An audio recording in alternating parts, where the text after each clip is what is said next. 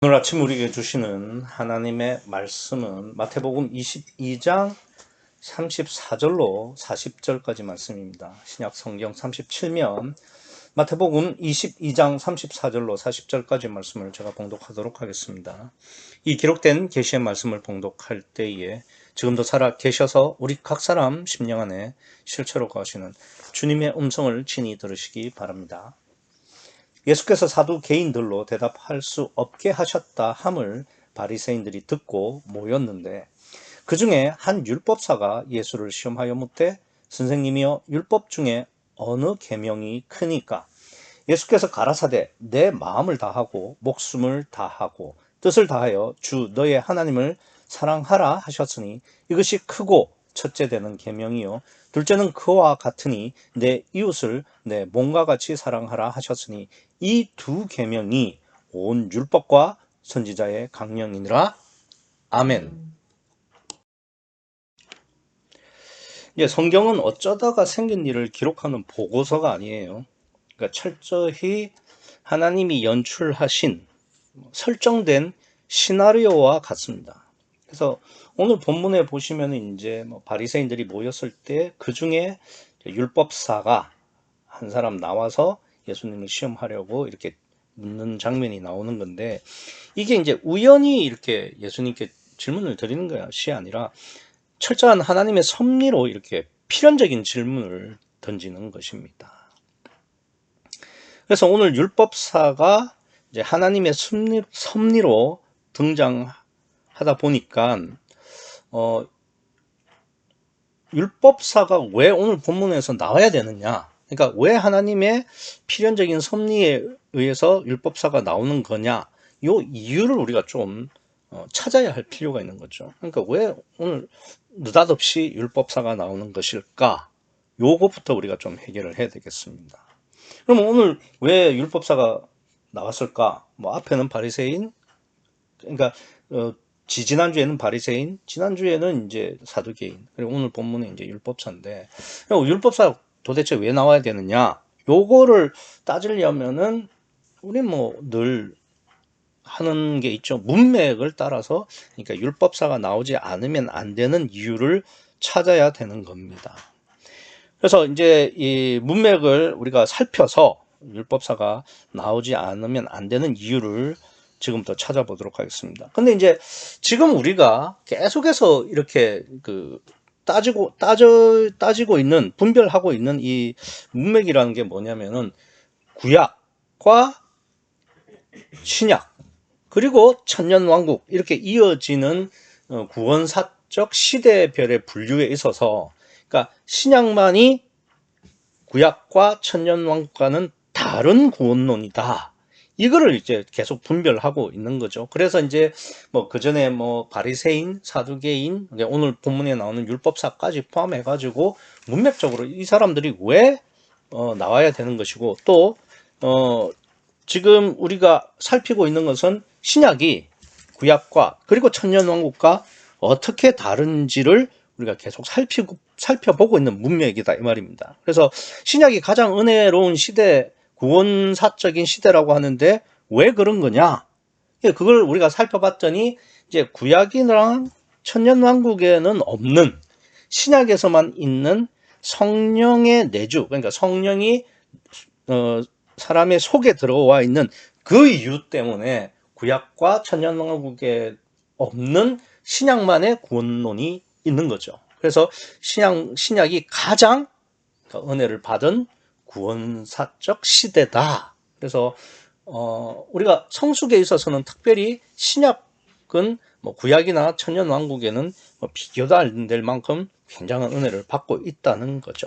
그래서 신약만이 구약과 천년왕국과는 다르게, 특별히 이제 지금은 이제 구약만 지금 예수님께서 계속해서 비교를 하고 계시죠. 구약과는 다르게 신약만이 성령의 내주가 있다라는 것을 이렇게 비교하시려고 지지난주에는 이제 바리새인들을 등장시켰고, 지난주에는 이제 사두개인을 등장시켰고, 그러면 이제 오늘 본문도 문맥에 따르면은, 그러니까 구약 구약과 대비된 신약의 구원론을 비교하기 위해서 율법사를 등장시켰다. 이렇게 보시면 되는데, 그러면 왜 율법사여야 되느냐?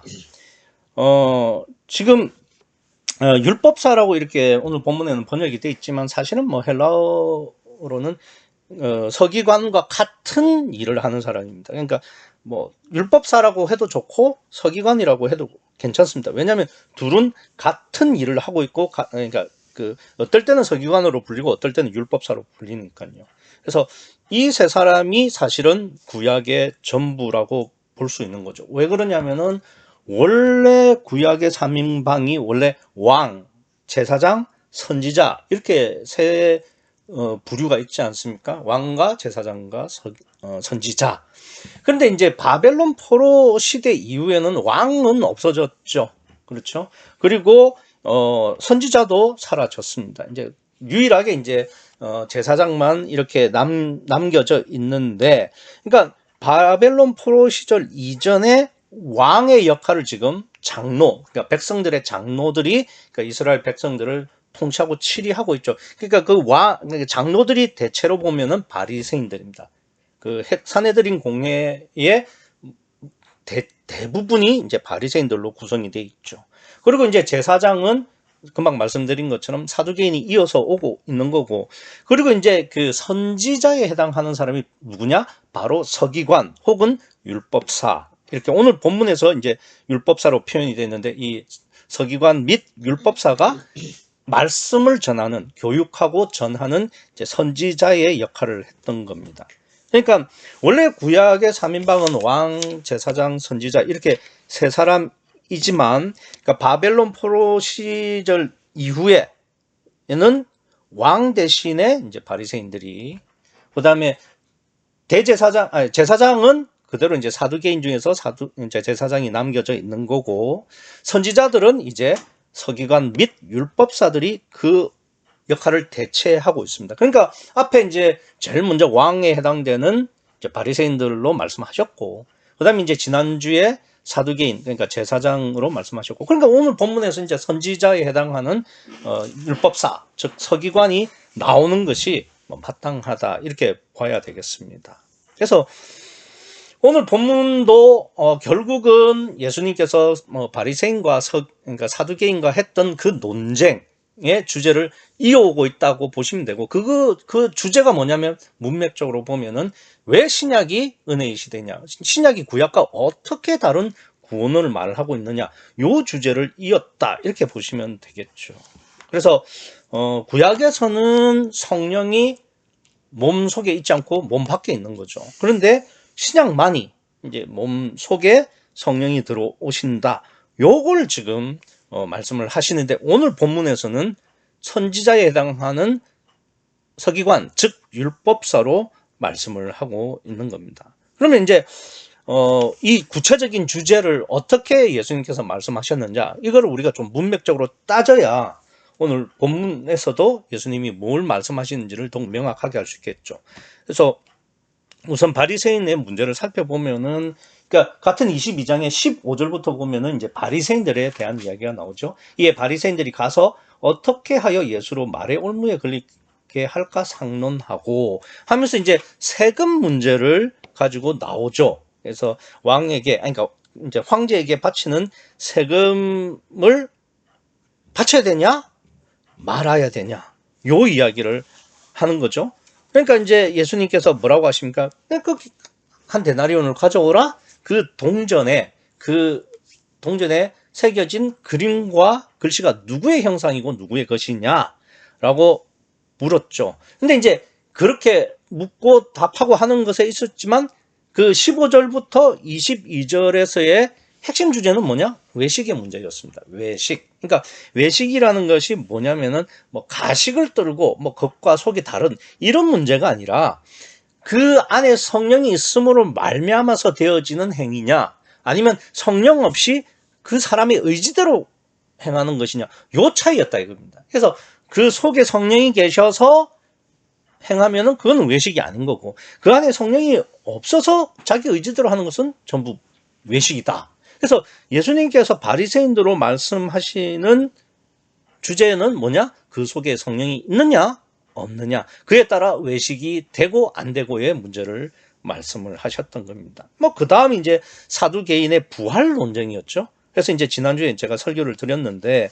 그러니까 7형제랑 다 결혼한 이 여자는 천국에서는 누구의 아내가 되겠습니까? 라는 말씀에 예수님께서 천국에서는 장가가고 시집가는 일이 없다. 왜냐? 장가가고 시집가는 일은 육체의 문제다. 육의 문제다. 라는 이야기를 하는 거죠. 근데 천국은 육이 없으니까, 그러니까 육적인 문제는 의미가 없으니까 천국은 장가도 시집도 가지 않는 육이 없는 세상이다. 이렇게 이야기를 하시면서 그 다음에 그 말씀을 하시죠. 그러니까 하나님은 죽은 자의 하나님이 아니라 산자의 하나님이신데 곧 아브라함의 하나님, 이삭의 하나님, 야곱의 하나님이다. 이럴 때 산자의 하나님이라는 말을 이제 조에라는 말을 썼다고 했습니다. 헬라어로 조에, 생명이란 뜻이죠. 근데 그 생명이 생기로도 번역이 됩니다. 그래서 이 생기, 생명, 그러면 성령으로도 해석이 가능하죠. 이는 창세기 2장 7절에 하나님이 사람을 지으시고 그 코에 생기를 불어넣으시니 할 때 생기에 해당하는 니시마트와 같은 의미고 동일한 역할을 한다. 그래서 그 니시마트와 동일한 성령의 의미이기 때문에 여기서 말하는 산의 조에도 성령이 되겠죠. 그래서 창세기 2장 7절이 이제 구약에서는 유일한 그 임마누엘 사건이죠. 근데 이게 이제 구약에도 그러면은 임마누엘이 구원이 있었다는 거냐? 그게 아니잖아요. 그러니까 아담 속에 잠시 계시다가 빠져나오잖아요. 그러니까 이게 뭐냐면은, 그러니까 실제로 산다는 게 뭐냐? 그게 바로 성령이 함께 하는 것인데, 원래는 진짜 살았다는 것은 성령이 몸 안에 들어가는 것이다 라는 것으로 시범으로 보여주는 케이스, 그러니까 원리적인 설명, 이렇게 보셔야 되겠죠. 그래서 성령이 몸속에 계시면은 2장 7절에서는 생령이라고, 그러니까 사람이 생령이 되었다고 표현을 하는데, 이제 지난주에서는 예수님이 뭐라고 하냐면 산자라고 표현을 하신 거죠. 그래서 그 산자에 살았다는 뜻이 조이기 때문에 이게 니시마트와 동일하고, 그렇기 때문에 2장 7절로 미루어 보면은 예수님이 말씀하시는 산자는, 그러니까 성령이 그 안에 들어간, 그러니까 임마누엘이 된 상태라고 볼 수 있는 거죠. 그래서 사두개인이 말한 부활 논쟁에 있어서 가장 중요한 것은 산자에 대한 말씀이고, 그 산자는 성령이 창세기 2장 7절처럼 그 속에 들어가는 상태, 그러한 구원을 말하는 거죠. 그래서 이 부활 논쟁에서도 성령이 그 안에 있느냐 없느냐에 따라서 산자와 죽은 자로 나뉜다. 그래서 결국 구약과 신약의 차이는 성령이 그 속에 있느냐 밖에 있느냐, 그 의미를 말씀하셨습니다. 그러면 오늘 율법사에게도 뭐라고 말씀하실까? 딱 한 가지밖에 없겠죠. 성령이 몸 밖에 있느냐, 성령이 몸 안에 있느냐, 그 이야기를 주제로 하실 겁니다. 제가 이거를 단정 짓는 게 아니라 문맥으로 볼 때 그렇다 이겁니다. 왜냐하면 구약의 3인방인 왕, 제사장, 선지자에서 지금 율법사가 선지자에 해당하는데, 왕과 제사장에게 지금 성령이 속에 있느냐 밖에 있느냐, 요걸 따졌기 때문에 당연히 구약의 3인방인 이 율법사에게도 성령이 몸 안에 있느냐 몸 밖에 있느냐, 요걸 주제로 말씀하실 거다 이 말입니다. 그런데 이제 오늘 본문에 구체적으로 지금 어떻게 말씀을 하느냐면은 34절에 이제 사두개인들이 모였고 35절에 그 중에 율법사가 이제 시험하면서 묻는 거죠. 그러면서 구체적으로 36절에 이 율법사가 뭐라고 묻느냐면은, 선생님이요, 율법 중에 어느 계명이 크니까? 라고 질문을 합니다. 그러면 예수님께서 할 수 있는 대답은, 그래, 그러니까 성령이 몸 안에 있는 거, 그게 그 계명이 제일 크다, 이렇게 말씀하시면 끝이죠. 쉽게 말해서 임마누엘이 제일 크다, 이렇게 이야기를 하면 됩니다. 그래서 예수님께서 뭐라고 대답을 하시느냐면은 37절에 예수께서 가라사대 내 마음을 다하고 목숨을 다하고 뜻을 다하여 주 너의 하나님을 사랑하라 하셨으니 라고 하시면서 지금 신명기 6장 5절을 인용하십니다. 그러니까 지금 율법사가 어느 계명이 큽니까? 어느 계명이 크냐고 질문한 것에 대해서 예수님은 신명기 6장 5절을 인용하셔서 마음을 다하고 목숨을 다하고 뜻을 다하여 주 너의 하나님을 사랑하라 라고 말씀하셨습니다. 그런데 지금 우리가 지금 살펴보는 게 뭐냐면은 지금 바리새인도 그랬고 사두개인도 그랬고, 그러니까 그 차이가 뭐냐면 성령이 몸 안에 있느냐 몸 밖에 있느냐, 즉 임마누엘이냐 아니냐를 따지고 있는데, 그래서 율법사가 어느 계명이 제일 큽니까? 라고 질문을 했을 때 예수님이 대답하셔야 할 것은 임마누엘 계명이 제일 크다 이렇게 대답을 하셔야 됩니다. 그러면은 제일 큰 계명을, 그런데 예수님께서는 신명기 6장 5절로 인용을 하셨다 이겁니다. 그렇다면 너는 마음을 다하고 성품을 다하고 힘을 다하라, 이게 다하여 주 너의 하나님을 사랑하라, 이게 이제 원래 신명기 6장 5절의 말씀인데, 뭐 그게 오늘 예수님이 37절에서 말씀을 하신 내 마음을 다하고 목숨을 다하고 뜻을 다하여 주 너의 하나님을 사랑하라랑 뭐 조금 그러니까 자구 단어 한두 개는 차이가 있지만 거의 동일한 말씀입니다. 그런데 문제는 뭐냐면 이게 왜 임마누엘의 말씀이라고 하는 거냐 이거죠. 그러니까 지금 문맥상 성령이 몸속에 내주하는 것을 지금 사두개인 바리새인하고 대조해서 비교해서 말씀을 하셨잖아요. 그러면 오늘 본문에서도 율법사가 한 질문에 대해서 그 어느 계명이 크냐는 이 질문에 대해서 예수님이 하실 대답은 임마누엘의 계명이 제일 크다 이렇게 말씀하셔야 된다는 거죠. 그러면 왜 신명기 6장 5절이 임마누엘의 계명이 되냐는 거죠. 이걸 우리가 분별을 해야 되는 겁니다. 일단 그건 놔두고요. 그럼 우리가 다시 한번 이 율법사의 질문 한번 다시 한번 생각해 봅시다. 율법사가 어느 계명이 크니까 라고 질문을 했습니다. 그러면 여러분 생각에는 구약을 통틀어서, 뭐 이때는 신약이라는 건 없으니까 구약을 통틀어서 제일 큰 계명이 어떤 계명입니까? 저는 생각할 것도 없이 제1계명이라고 생각했습니다. 그러니까 결국은 구약이라는 것이 10계명을 해석한 것이 아닙니까? 그러니까 10계명을 조금 더 해석하면 모세오경을 더 해석하면은 구약 전체 이렇게 되지 않습니까? 그러면 역순으로 가면 구약 전체의 축소는 핵심은 모세오경이고 모세오경의 핵심은 10계명 아닙니까? 그러면 그 중에서도 10계명 중에서도 가장 큰 계명이 어떤 거죠? 제1계명 아닙니까? 그래서 우리가 기독 신앙을 제1계명 신앙이라고 하지 않냐 이거죠. 그러면은 지금 신명기 6장 5절에 인용한 내 마음을 다하고 목숨을 다하고 뜻을 다하여 주 너의 하나님을 사랑하라 라는 말씀을 지금 하셨는데, 이게 지금 제1계명인 나 외에 다른 신들을 내게 잊지 말지니라 라는 것과 비교하면 어떻습니까? 그러니까 지금 10계명의 제1계명이 뭐냐면 너는 나 외에 다른 신들을 내게 잊게 말지니라 라는 계명으로 예수님께서 율법사가 어느 계명이 크니까 라고 질문을 했을 때, 그거 제1계명이야. 너는 나 외에 다른 신들을 내게 잊게 말지니라. 요거야 라고 대답해야 맞다 이겁니다. 근데 예수님은 그 제1계명을 택하지 않으시고 신명기 6장 5절을 택하셔가지고 37절에 내 마음을 다하고 목숨을 다하고 뜻을 다하여 주 너의 하나님을 사랑하라. 요걸 큰 계명으로 말씀하셨다 이겁니다. 그러면은 나 외에 다른 신들을 내게 잊게 말지니라라는 이 제1계명과 내 마음을 다하고 목숨을 다하고 뜻을 다하여 주 너의 하나님을 사랑하라. 요게 지금 같은 말씀입니까? 생각해보죠. 제1계명의 핵심이 뭡니까? 너에게 하나님만 있게 하라는 것이 제1계명의 핵심 아닙니까? 너는 나 외에 다른 신들을 내게 있게 말지니라. 그러니까 너에게 하나님만 있게 하라 이거죠. 그럼 37절도 한번 보시오.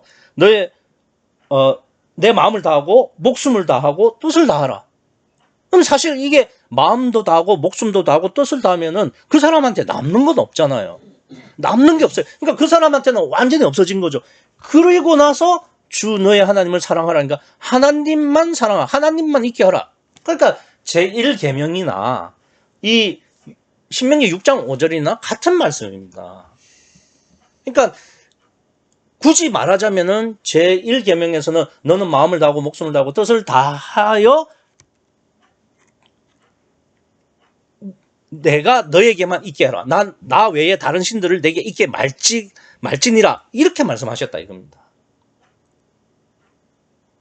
그러니까 이제 사실 제1계명이나 오늘 본문의 37절, 그러니까 신명기 6장 5절을 인용한 37절의 말씀은 표현은 다르지만 의미하는 바는 동일하다 이 말입니다.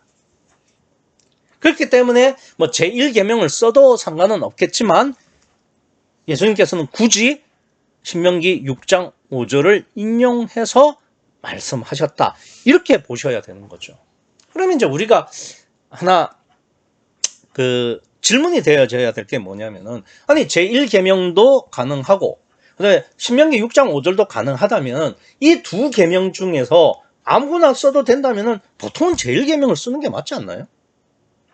넌 나 외에 다른 신들을 내게 있게 말지니라. 이렇게 해야 맞다 이겁니다. 그러니까 둘 다 하나님만 내게 있게 하라는 말씀이에요. 그런데 왜 제1계명 뭐 누구나 알고 있고 그리고 누구나 크다고 생각하는 제1계명을 놔두고 물론 신명기 6장 5절이 중요하지 않은 말씀도 아니고 이게 뭐 가벼운 말씀이란 뜻은 아니지만 그래도 제1계명이 구약 전체에 가장 첫째 되는 계명 아닙니까? 근데 왜 6장 5절을 썼냐 이거죠. 다시 지금 우리가 논의하는 문맥으로 돌아가면 지금 우리는 뭘 지금 분별을 하느냐면 구약과 신약의 차이를 분별을 하고 있어요. 다시 말해서 몸 밖에서 역사하시는 구약과 몸 속에서 역사하시는 신약의 차이를 지금 우리가 분별하려고 하고 있다 이겁니다.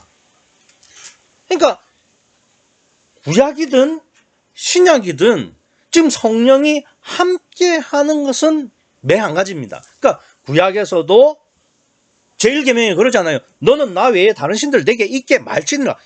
그러니까 구약에서도 하나님이 함께 하시는 거예요. 그렇죠?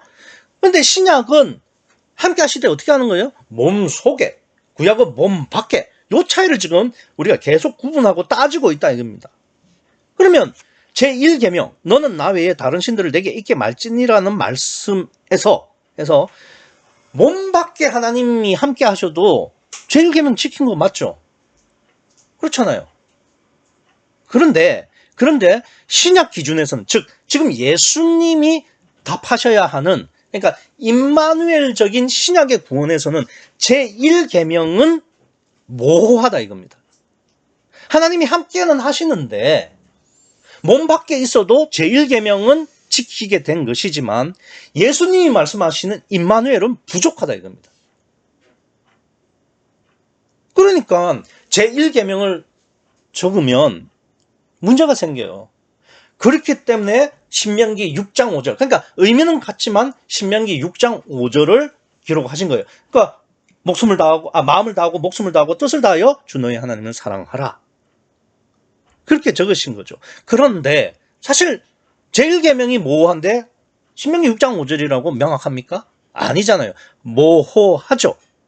그런데 예수님이 그러면 왜 6장 5절을 인용하신 건가? 뭐 제1계명이 성령이 함께 하셔도 몸 밖에 함께 하시면은 의미가 없듯이 6장 5절도 뭐 마음을 다하고 목숨을 다하고 뜻을 다해서 주 너의 하나님을 사랑하고 함께 했는데도 그것도 밖에 있으면 그건 뭐 의미 없지 않냐? 그런 논리가 가능하죠? 그런데 신명기 6장 5절은 특별한 의미가 있습니다. 뭐 어떤 의미가 있냐면은 바로 제가 묵도 시간에 읽어드렸어요.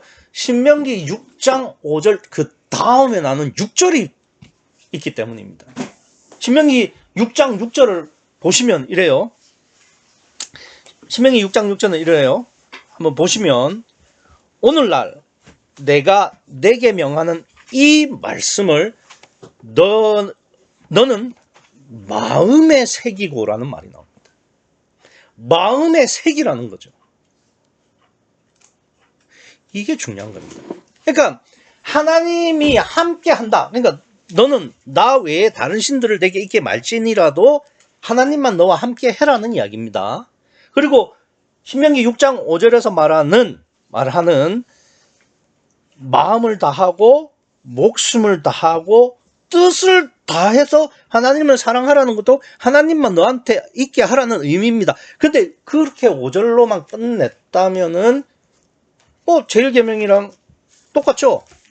근데 그 다음 6절이 있다 이겁니다. 6절에 보면은 이 말씀을 내 마음에 새기라는 겁니다. 이게 중요한 거예요.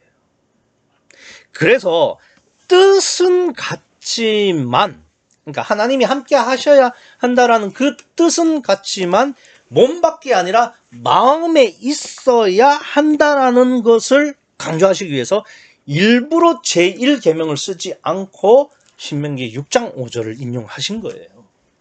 왜? 성령이 함께 하시되 몸속에 마음에 계셔야 하는 임마누엘을 말씀하셔야 하기 때문에 저는 이러한 선택을 보면은 예수님이 하나님이라고 진짜 믿어지는 거죠. 보통 같았으면 다 제1계명을 했습니다. 너는 나 외에 다른 신들을 내게 있게 말지니라. 그게 제일 크니까. 근데 그렇게 안 하시죠. 6장 5절을 인용하시는 겁니다. 참 이게 이러고도 예수님을 하나님이 아니라고 말하는 사람들은 참 생각을 해봐야 됩니다. 그런데 네 말대로 하면 좀 모순이지 않냐? 뭐가 모순인데? 그래, 신명기 6장 5절 그리고 6절에서 그러니까 하나님이 함께만 하는데 그 함께 하는 게 몸밖에는 소용없고 마음의 색이라고 했으니까 그 마음의 색이면 하나님이 마음에 있다는 건데 그럼 구약도 지금 임마누엘의 구원이 있다는 말이냐? 그럼 너 지금 이단이네? 이렇게 이야기가 될 수 있죠. 제가 말씀드린 그게 아니죠. 창세기 2장 7절도 분명히 임마누엘 사건입니다. 여호와 하나님이 흙으로 사람을 지으시고 그 코에 생기를 불어 넣으시니 사람이 생명이 된지라. 요거 지금 임마누엘 상황이에요.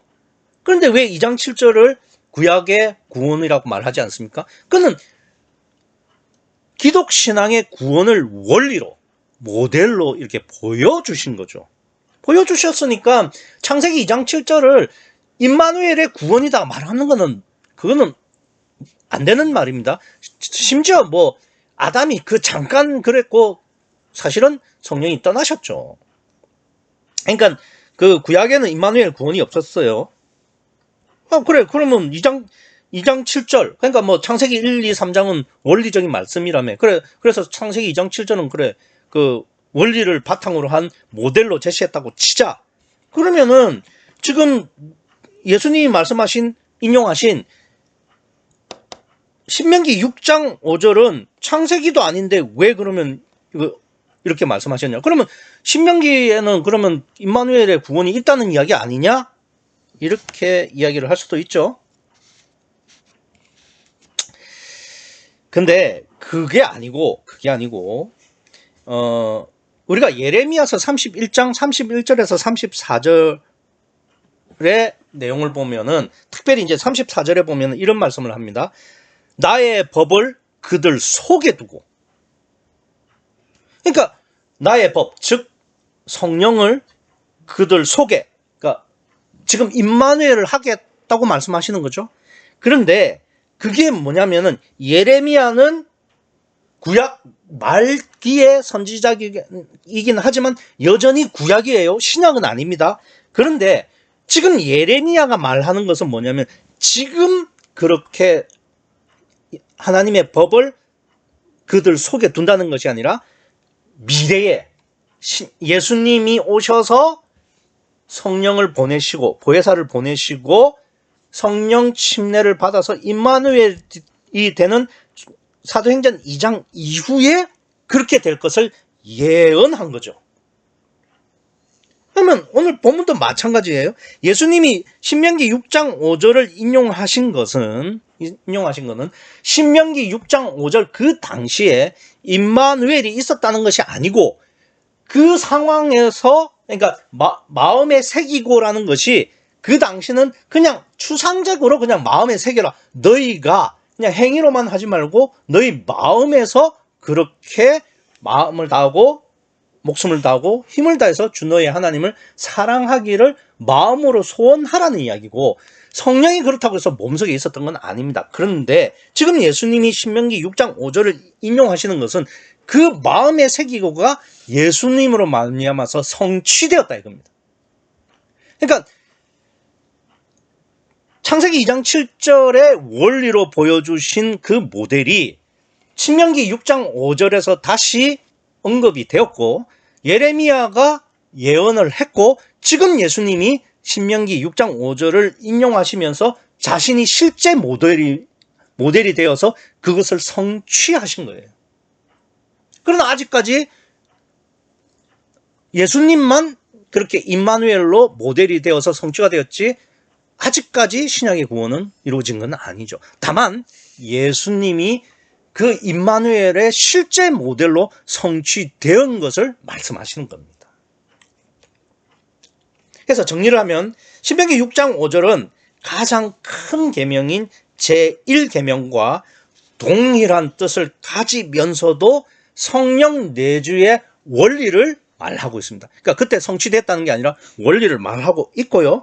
예수님은 신명기 6장 5절과 6절의 원리를 말씀하시면서 그 원리의 실제 모델이 되셨고 예레미야가 말했던 그 법이 그 속에 있는 것을 속에 있게 하겠다는 그 예언이 지금 예수님으로 말미암아 성취되었죠.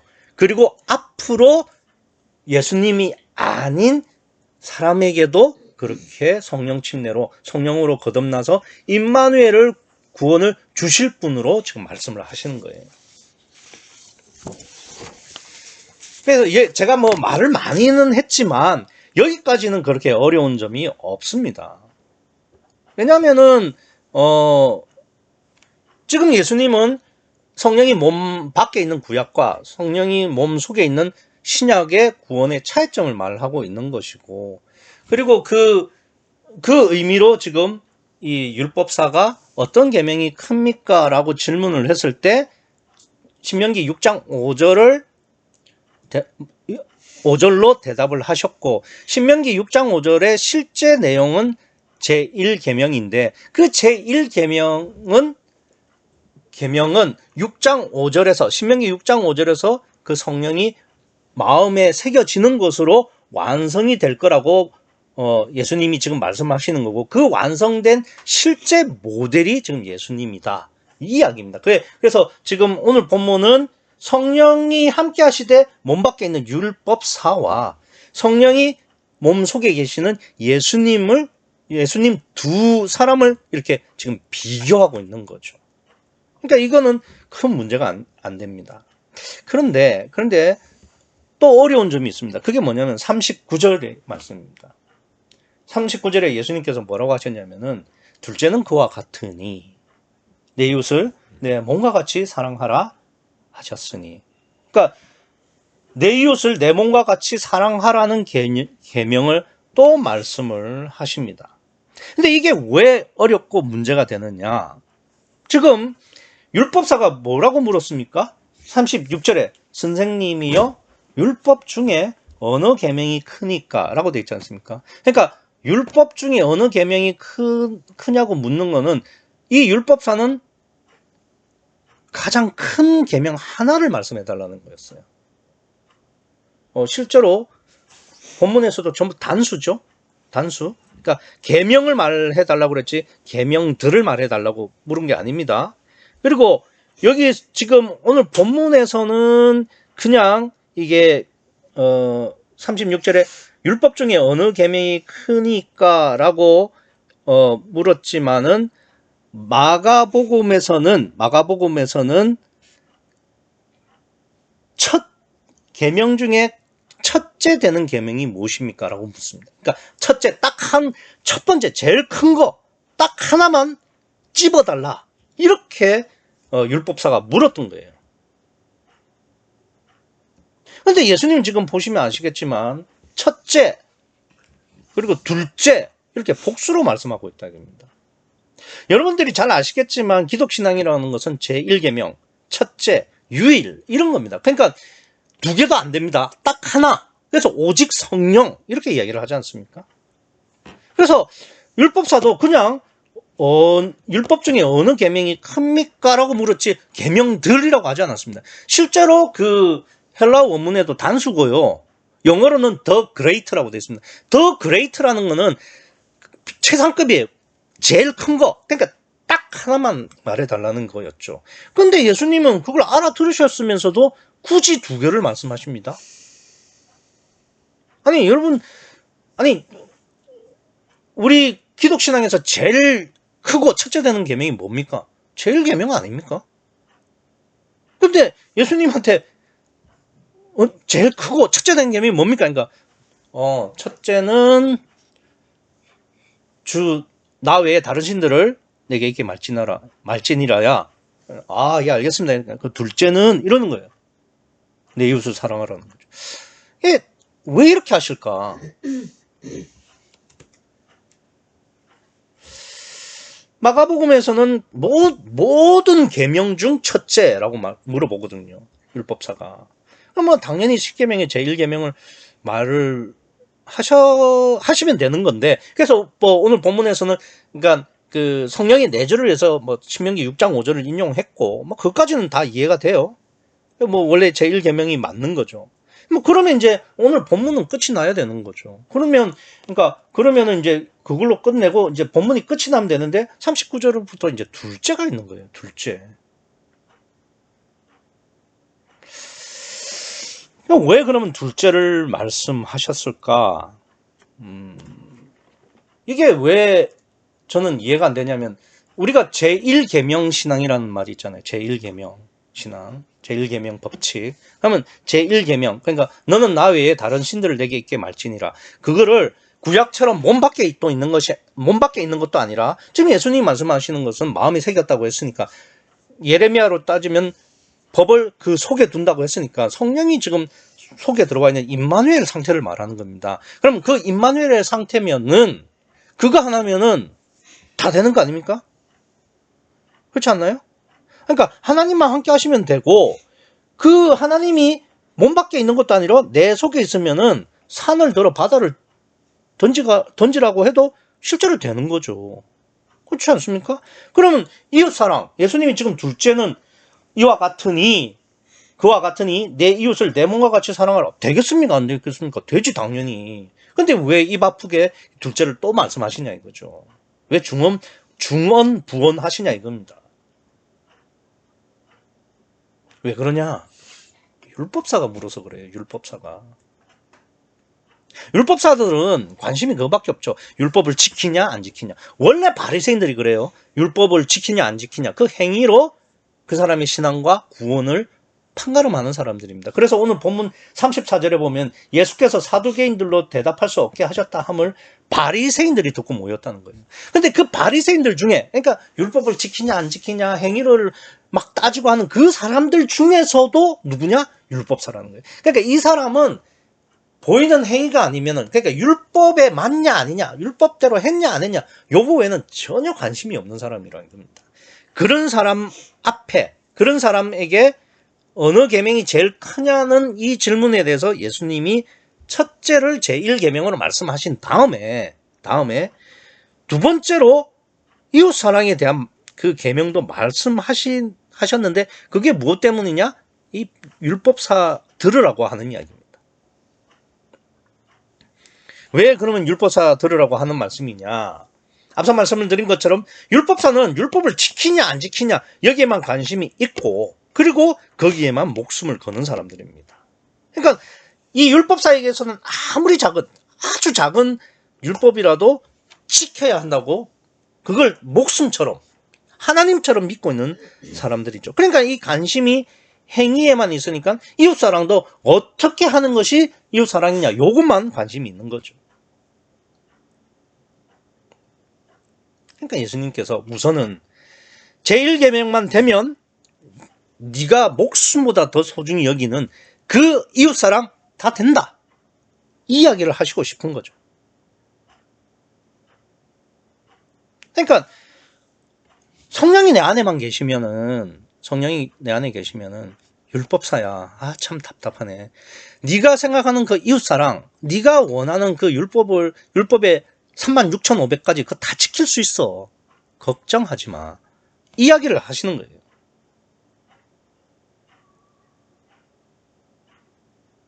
그것 때문에 예수님이 일부러 첫째 되는 계명 다음에 둘째 되는 계명도 말씀하시는 거예요. 우리도 그렇잖아요. 야, 우리가 하나님만 믿으면 다 되는 거야? 그러니까 먼저 그 나라와 그 의를 구하면 이 모든 것을 더하여 주신다고 하는데 사실일까? 실제일까? 이렇게 의심하잖아요. 아니요. 다 율법사의 생각하고 똑같은 거예요. 아닙니다.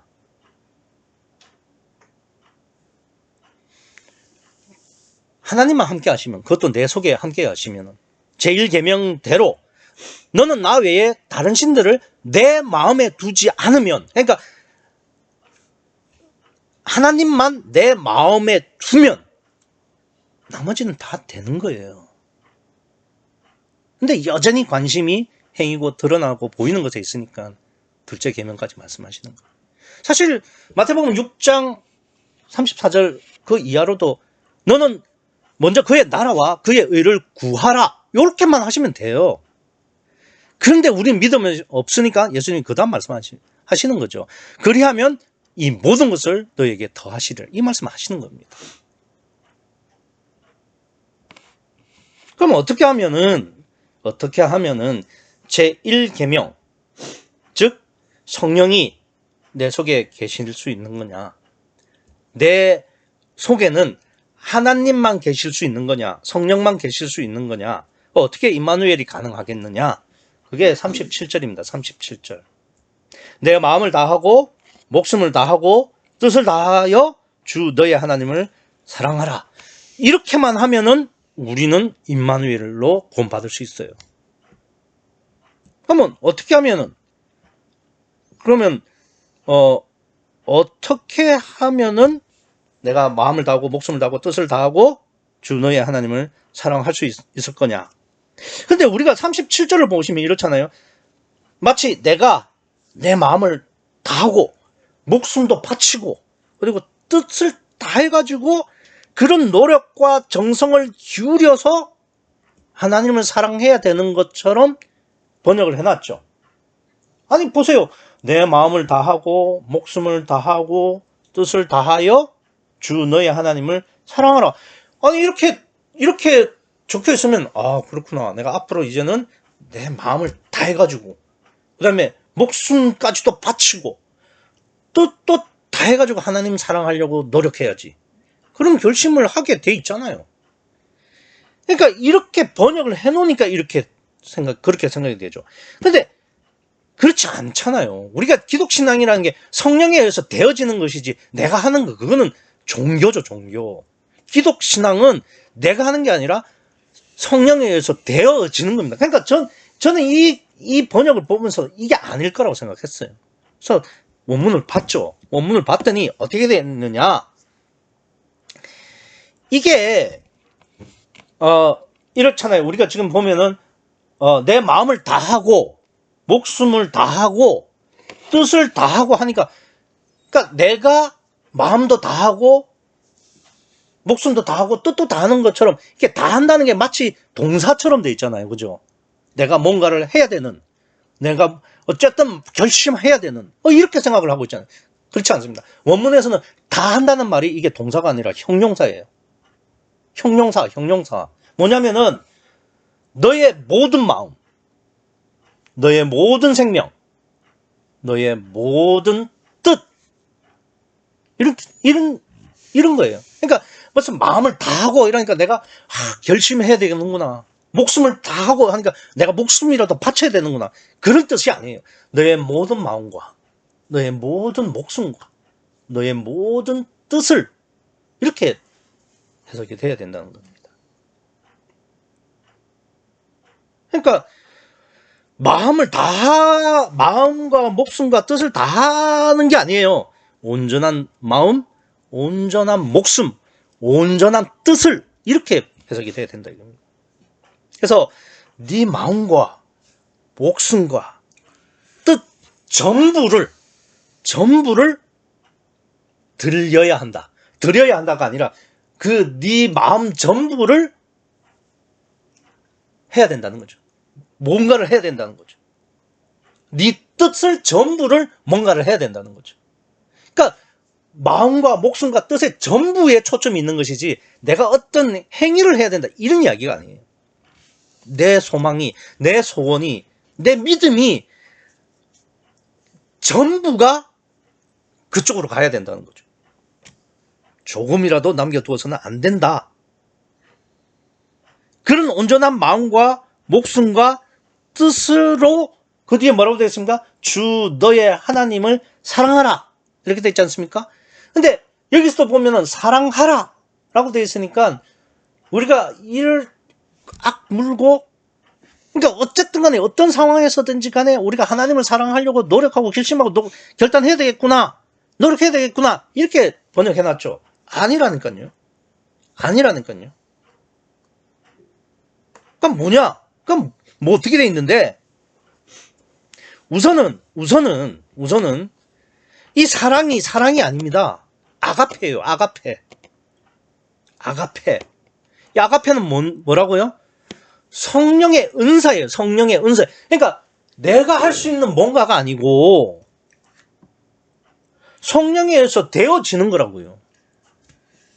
그러니까 주 너의 하나님을 아가페 하라지 아가페 사랑해라가 아니에요. 내가 누군가를 사랑한다? 내가 누군가를 위해서 희생한다?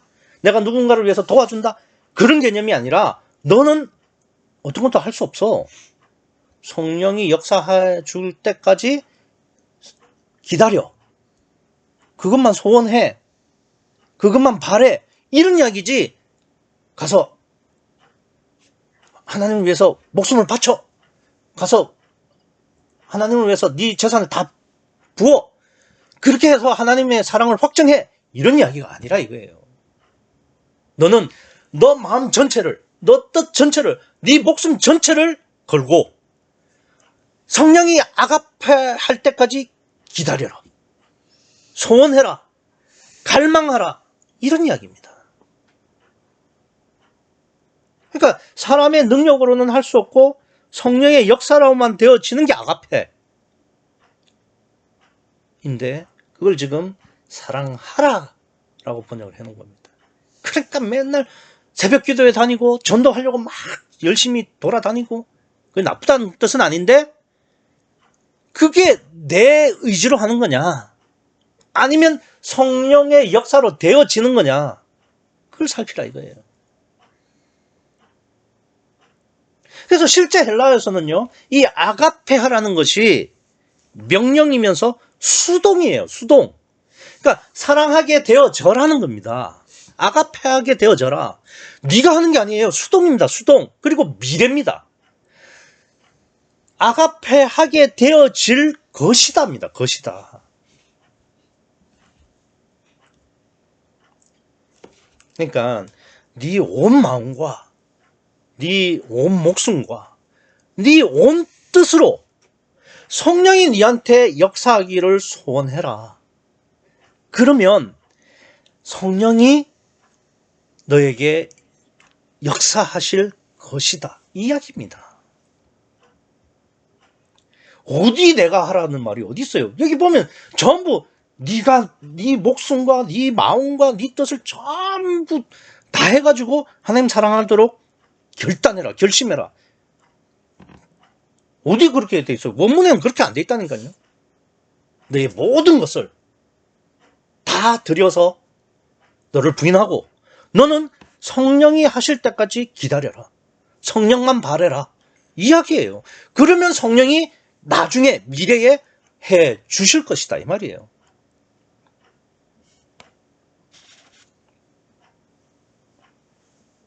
그러면 성령이 역사할 수 없는 경우는 어느 경우냐? 딱 한 경우죠. 율법사.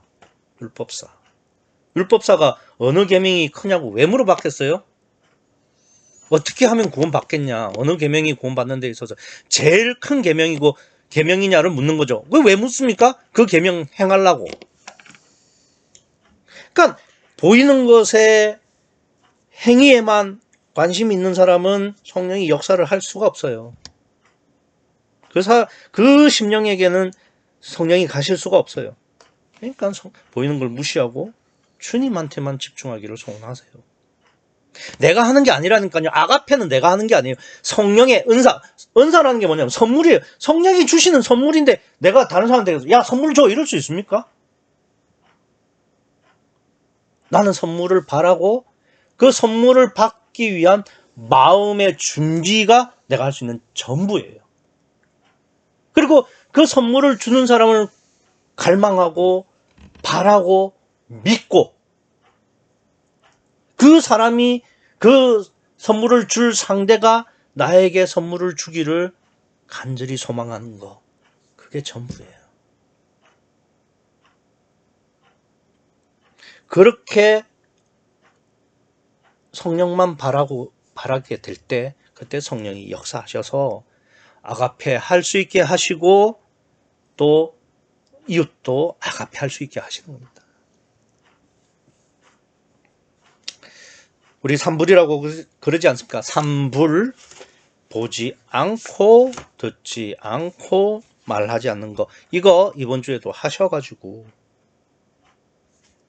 마음 깊이 주님만 집중하고 마음 깊이 온 마음을 다 들여서 주님만 집중하고 온 목숨을 다 바쳐서 바치는 게 내가 바친다는 게 내 온 목숨을 들여서가 아니고 들여서 하나님을 바라보고 또 내 모든 것을 다 없애서 주님만 바라보는 그러기 위해서 우리가 보지도 말고 듣지도 말고 말하지도 않는 이 삼부를 하셔가지고 하는 성령이 역사하심으로 말미암아서 성령의 능력으로 나의 하나님을 아가페하고 이웃까지도 아가페할 수 있는 그런 거듭남과 능력으로 사시는 한 주가 되시기를 간절히 소원합니다. 기도하시겠습니다.